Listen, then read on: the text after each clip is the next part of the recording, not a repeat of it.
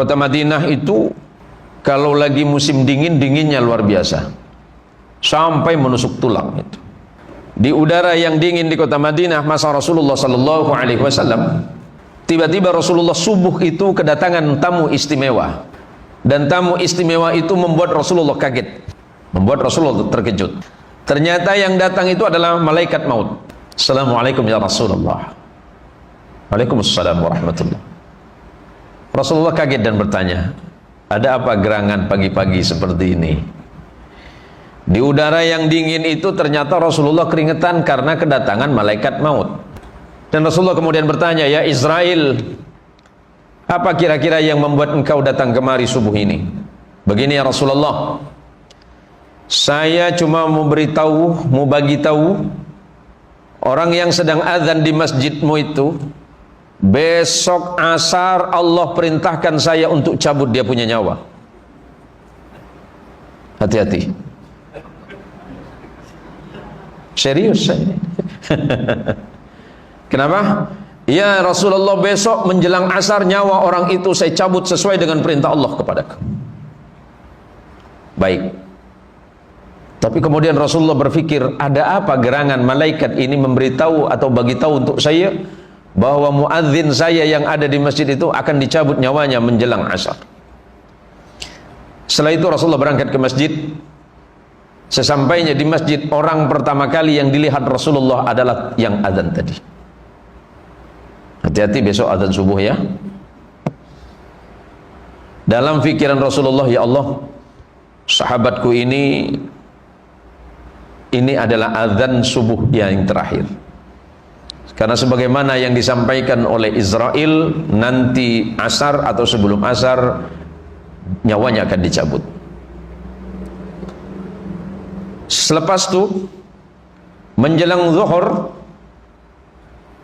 semakin dagdikduk hati Rasulullah, semakin khawatir Rasulullah. Dan Rasulullah memang masih mendengar azannya sahabat ini. Allahu Akbar, Allahu Akbar. Rasulullah berkata dalam hati, sahabat, ini adalah azanmu yang terakhir, karena nanti asar Allah akan mencabut nyawamu. Selesai itu, menjelang asar semakin khawatir Rasulullah Sallallahu Alaihi Wasallam sebagaimana yang dijanjikan oleh Israel. Tapi ternyata di saat asar, sahabat ini malah azan lagi. Rasulullah tersenyum dalam hatinya. Waduh, gimana Israel ini?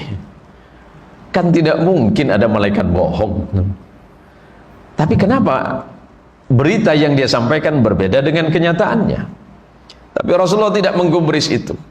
Sampai kemudian ternyata asar, orang itu azan lagi, sahabat itu azan lagi, lega hati Rasulullah. Selepas sholat asar kemudian Rasulullah memanggil Israel, ya Israel, datanglah kemari. Datang Israel, ya Rasulullah, labbaik wa sa'daik. Ada apa ya Rasulullah? Atas dulimu saya datang. Begini Israel, tadi subuh engkau bercerita kepadaku bahwa muadzinku yang ada di masjid itu akan kau cabut nyawanya menjelang salat asar. Tapi ternyata tadi barusan salat asar dia azan lagi. Ada apa itu? Ya Rasulullah, saya tidak bermaksud membohongi anda ya Rasulullah. Memang Allah telah memerintahkan kepadaku untuk mencabut sahabatmu yang azan itu. Tapi ketika saya temui dia untuk saya cabut di Allah, ya Rasulullah, turun perintah Allah agar aku mengundurkan untuk mencabut nyawanya. Kenapa? Karena barusan sebelum berangkat ke masjid dia sedang bersilaturahim ke tetangganya. Maka karena dia senang bersilaturahim ke tetangganya, maka Allah memerintahkan kepadaku, yang pertama, jangan cabut nyawanya. Dan yang kedua, aku masih mengizinkan usianya aku panjangkan 83 tahun lagi. Kabar gembiranya seperti itu kira-kira. Tapi itu khusus sahabat. Kalau kita tak paham juga. Tapi yang jelas bahwa sesiapapun yang mau duduk bersama-sama bersilaturahim di jalan Allah, Allah pasti berikan kemudahan urusan dunia dan akhiratnya. Dan yang kedua, Allah mudahkan rezekinya. Allah mudahkan rezekinya, Allah panjangkan umurnya.